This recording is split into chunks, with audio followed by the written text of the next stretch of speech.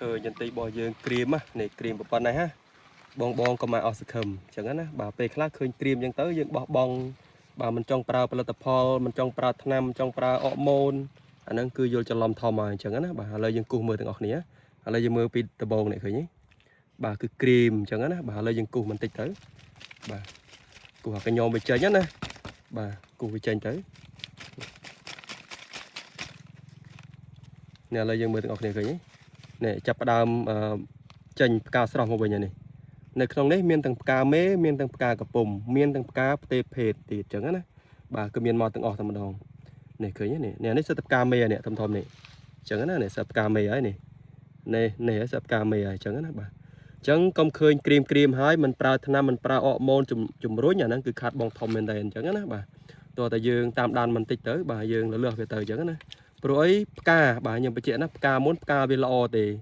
ចឹងណាបាទវាលោតចេញជាក្តាប់មកខ្លះប៉ុន្តែវាទៅជាជ្រុះខ្មៅទៅវិញចឹងណាបាទហើយពពួកអាផ្កាដែលវាផ្ទេភេទហ្នឹងទៅជាផ្កាញីវាទៅជាបាទវាស្វិតក្រៀមប៉ុន្តែវាមិនជ្រុះគឺវានៅនឹងកញ្ចំជាមួយគ្នាតែម្ដងចឹងណាបាទអញ្ចឹងនៅក្នុងការបាញ់ថ្នាំបាញ់អរម៉ូនគឺយើងបាញ់បុកវាបន្តិចមកដើម្បីឲ្យជ្រុះពួកផ្កាក្រៀមអស់ហើយវាសល់ពួកផ្កាល្អនេះឃើញទេបាទនេះ